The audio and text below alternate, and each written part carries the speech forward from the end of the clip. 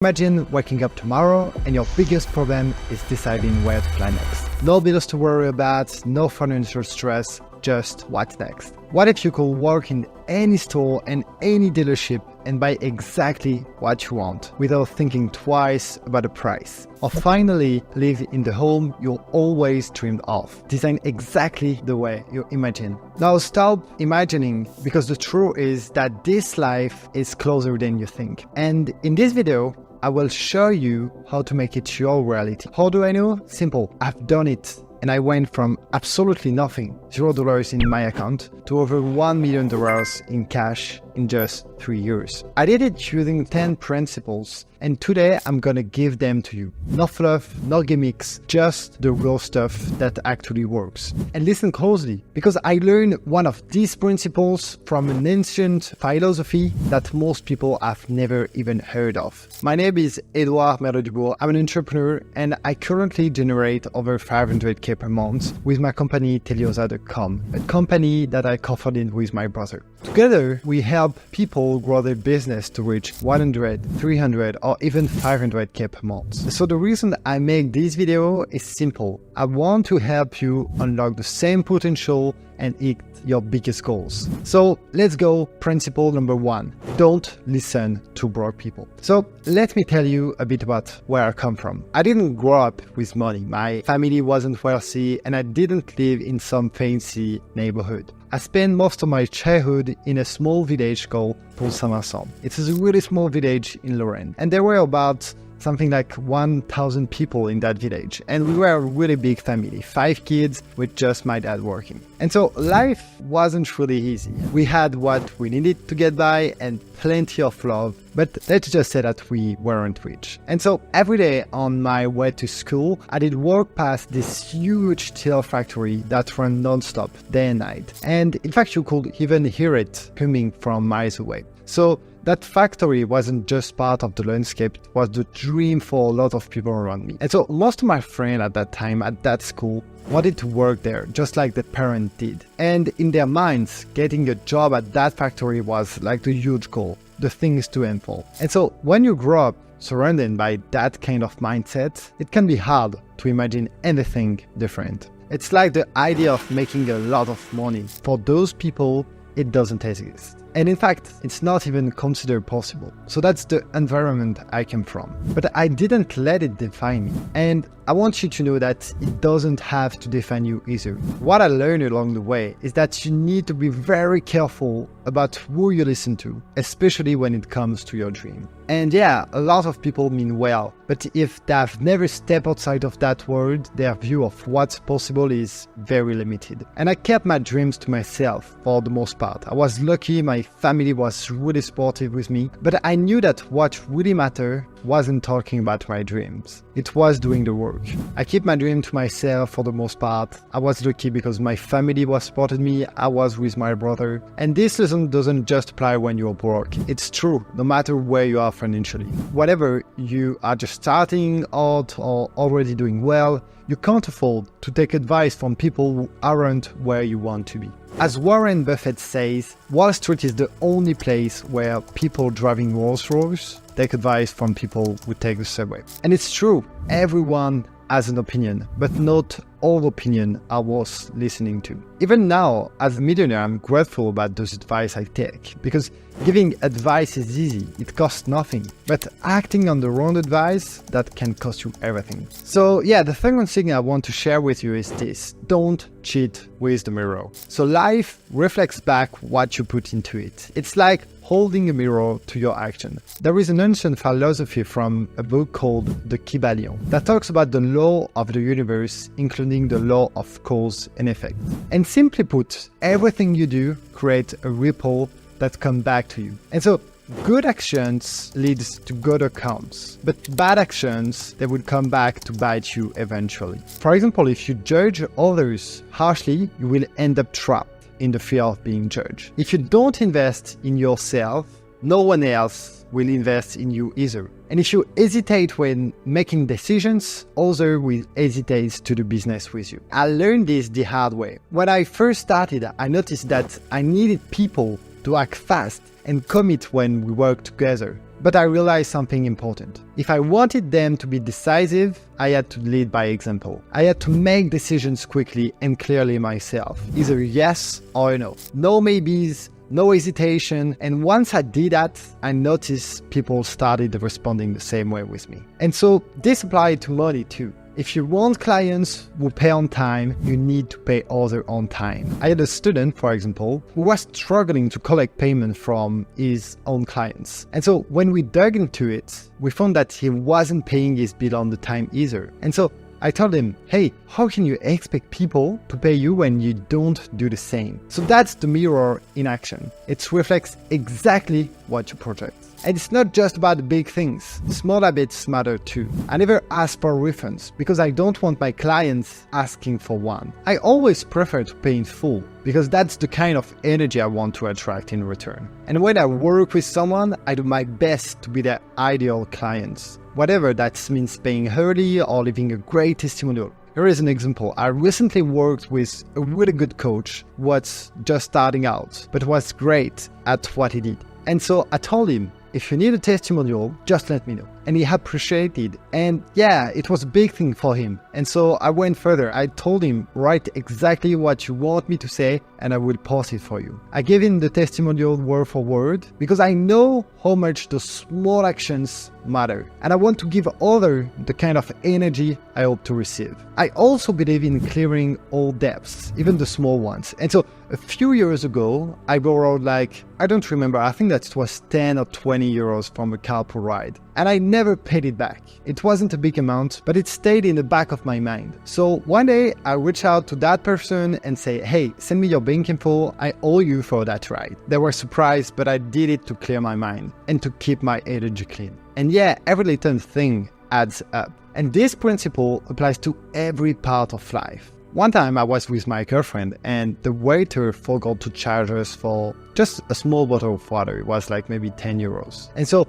my girlfriend said, let's just leave it. But I told her, no, that's not right. The waiter might not notice, but the universe does. So I told the waiter and he offered me the water. If I cheat over small things, bigger problem will eventually show up in my life. That's just how the mirror works. What you put out comes right back to you. You can't expect the mirror to smile if you don't smile first. If you want your life to change, you have to change the way you see yourself and how you act. That was one of the hardest lessons for me to learn. But once I did, everything started to change. So the third principle is what I call the latency period. And so here is the thing. When you start working on yourself and making changes, you won't see results right away. There is always a delay between the moment you change and the moment things shift in your reality. And that's the tricky part because it takes time for everything to catch up. Now, maybe if you are a yogi, someone mastering the law of the universe and quantum reality, you did see result instantly.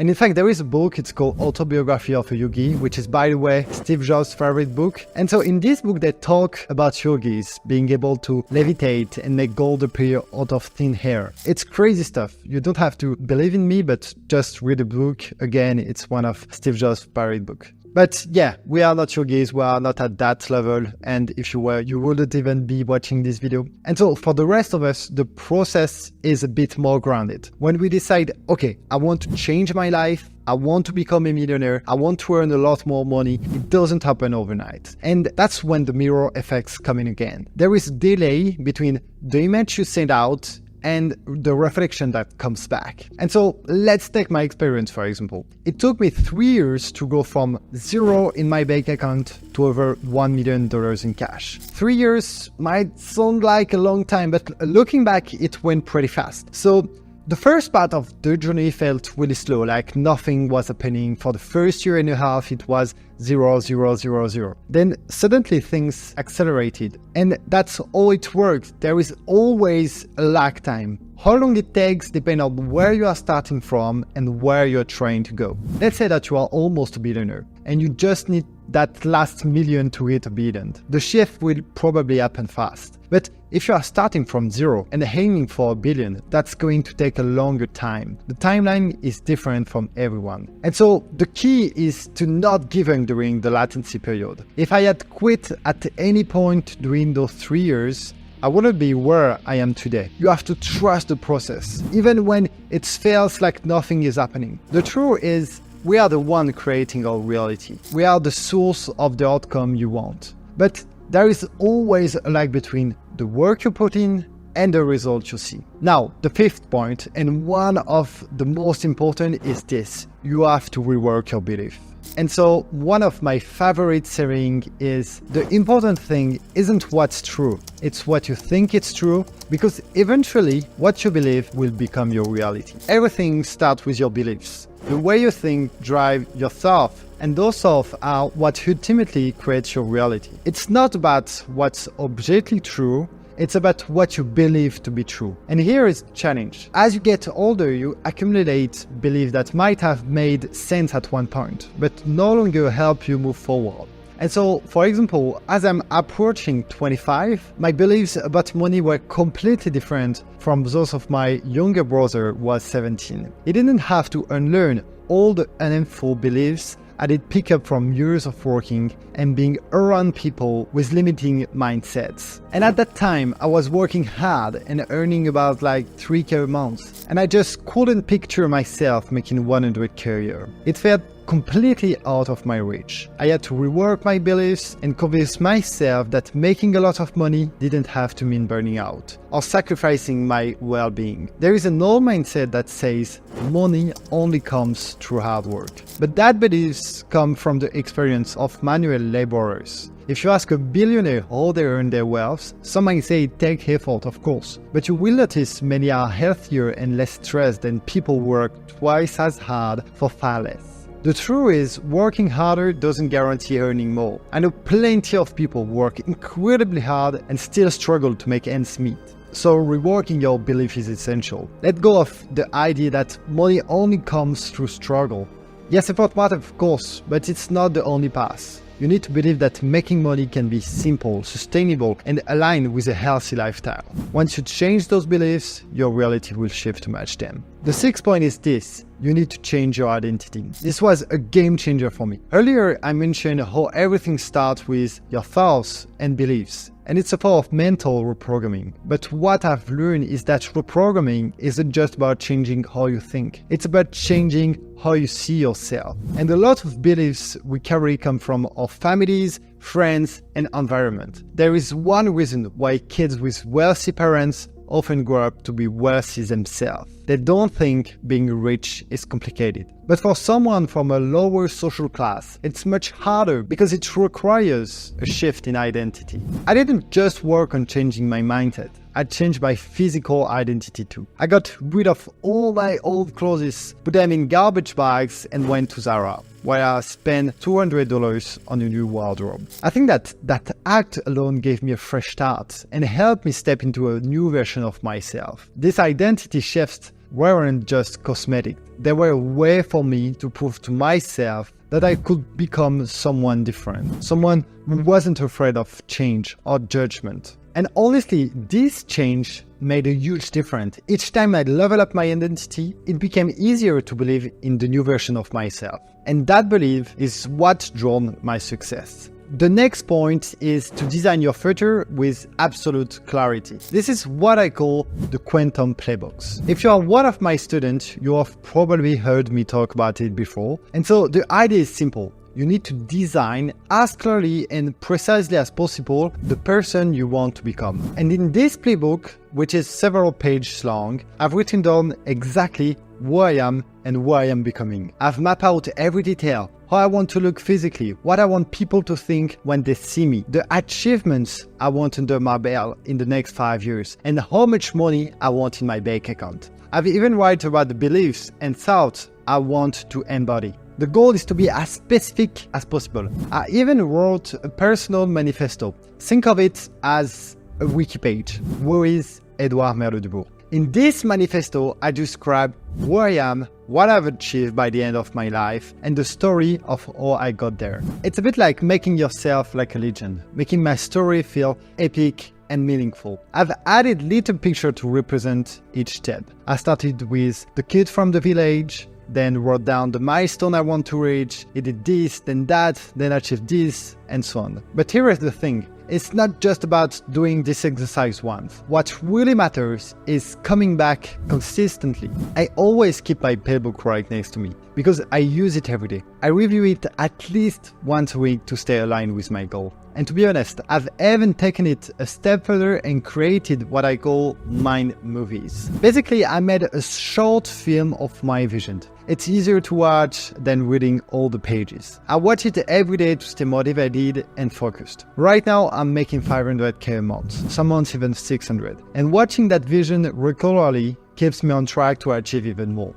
The funny thing is, I know people who are just getting started, maybe making 100k, 200k, and I can tell they haven't fully embraced this process yet. But here is the truth. Even beginners use tools like this to stay sharp. It doesn't matter where you are on your journey. These habits are what keep you going. And so in my playbook, I also use images of people who really inspire me. Einstein, Leonardo da Vinci, Alexander the Great, Platon, Napoleon Bonaparte, Hermes, Tesla, and Michelangelo. I don't just admire their achievements, I try to absorb their energy, or at least the image I have of them, and let that fuel the new version of myself I'm creating. The 8th point is track everything for clarity. You can't improve what you don't measure. And if you want to create self-awareness and build new habits, you have to track them. Otherwise, it's easy to lose track of what you are doing and how often you are doing it. When it comes to practice like affirmations, meditation, or using the quantum playbook, consistency is key. So doing it once a week won't get you anywhere. It's like brushing your teeth or showering. You don't need to spend hours on it, but you do need to do it every day. You don't need new technique all the time. You just need to stick to the basics and remind yourself regularly. And religions follow a similar pattern. In Islam, for example, people pray 5 times a day to stay connected to God. For the Christian, you have to go to the church once a week. And so the big takeaway is what matters is not just doing things, but doing them consistently. That's why I developed what I call the quantum tracker. And if you are one of my students, I show you exactly how to set it up. The idea is to track key habits for 31 days because it's usually time that takes to form a habit. And so every day I log things like what time did I wake up, what time did I go to sleep, what was my sleep score, did I meditate, did I exercise, did I do my affirmation, how many hours did I work. It's okay to miss things now and then. It's not about being perfect, but about tracking your progress honestly. And so after 31 days, I can review and see, did I complete this task 70%, 80%, or 100% of the time? I've noticed that consistency is key. If you only hit 80%, that's still better than most people. And I aim to do my routines Monday to Friday. And while it's ideal to do them every day, I know it's okay to take break on weekends. And so the idea reminds me of something my coach always say, touch the ball every day. Think of athletes like Cristiano Ronaldo, Lionel Messi, LeBron James. They train every day, even during off season. Why? Because they love the game and know that staying sharp requires constant engagement. So in the same way, you have to touch the ball with your mindset work every day, even if it's just for a few minutes. And at the same time, it's important not to be too hard on yourself. I used to feel like if I missed a day of meditation, I had to start over from scratch. But now I see it differently. It's about doing things well most of the time, not being perfect. If you hit your goal 80% of the time, you are already ahead of 99% of people. What I love about all this mindset work is that it's entirely under my control. And so Marcus Aurelius wrote in Meditation that we need to focus on what we can control and let go of what we can't. Mindset is something you control. It's simple and accessible to everyone. You don't need to convince anyone else. It's just you and your goals. And when you track your progress, you would see things start to align. I review my quantum playbook regularly, maybe once a year. And it's amazing how many things I set out to achieve have actually come true.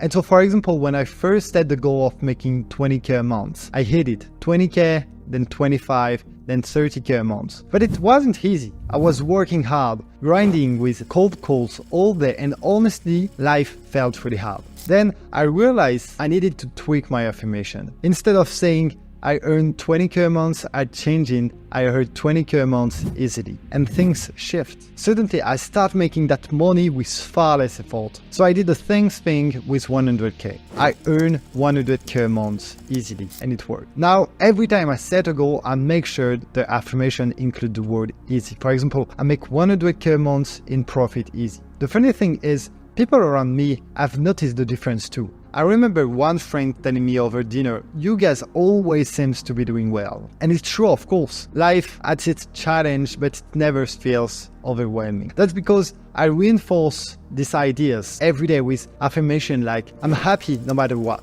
or "I'm mysteriously lucky." It's amazing how things align when you believe good things will happen to you. The next point is about the power of saying no. Something that took me a long time to understand is that every time you say no to something, you're really saying yes to something else. And learning this was a game changer for me, not just in business, but in life. For a while, I was thinking that in order to succeed, I had to stop seeing friends and skip every social event. But I quickly realized that isolating yourself is one of the worst things you can do. It's not sustainable, and honestly, it makes life miserable. So instead, I found a better way to balance things. I decided that I would go to almost everybody, but with two rules. First, I wouldn't drink, and I did leave early. I learned over time that nothing good ever happened after midnight anyways. So staying sober means that I could enjoy the night, connect with people, have fun, but still stay sharp.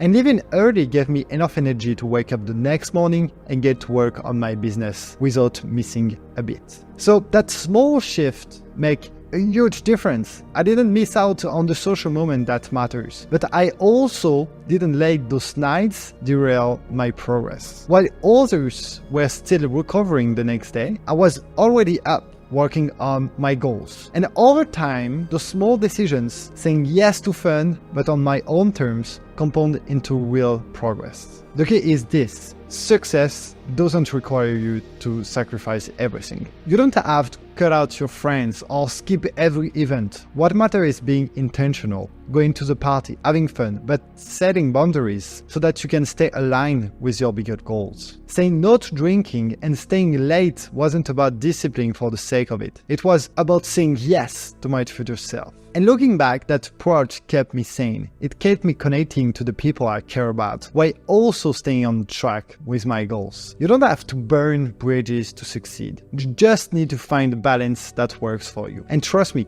once you realize that nothing good happens after midnight, saying no becomes a whole lot easier. The final principle I want to share is this: stop comparing yourself to others and stay in your lane. It's so easy to look around and think that everyone else is ahead of you. I used to fall into this trap all the time, especially when I first started my business. I did scroll through social media, seeing people celebrating big wins and feel like I wasn't doing enough. And they are crushing it all. And they are crushing it, but I'm not. I don't understand. But here's what I realized. Comparing yourself is a recipe for misery. It's like running a marathon, but constantly looking at the runners next to you. You will either trip yourself up or exhaust yourself trying to keep their pace. And so everyone's journey is different, and success isn't a race. What really matters is that you focus on your own progress and stay in your lane. I will give you an example from my own life. So back when I was starting out, I had a friend in a really similar business, and it seemed to me growing much faster than I was. And so every time I saw him post a win online,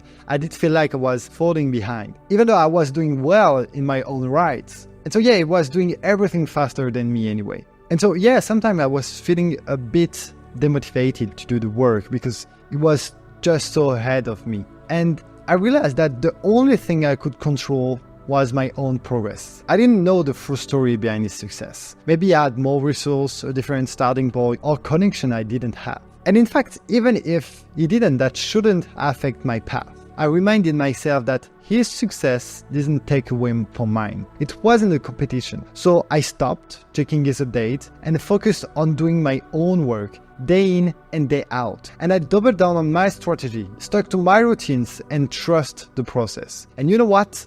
Over time, things started to click for me. It didn't happen overnight, but when I looked back, I realized how far I had come just by staying in my lane. So the truth is you can't win someone else's race. You can only win your own. And so comparing yourself to others is just a waste of energy. Focus on your growth, your goals, and your unique path. The only person I'm always comparing to myself is the version of me from a year before. And so every time you catch yourself thinking, I should be further along, remind yourself you are exactly where you need to be. Success doesn't happen at the same speed for everyone, and that's okay. What matters is that you are making progress, step by step, at your own pace. So if you take one thing away from this video, let it be this. Stay in your lane, focus on your journey, and trust that everything will come together when the time is right. And so if you like that mindset video, I'm preparing another one where I explain exactly how I scale my business from 0 to 500K. So subscribe and see you soon.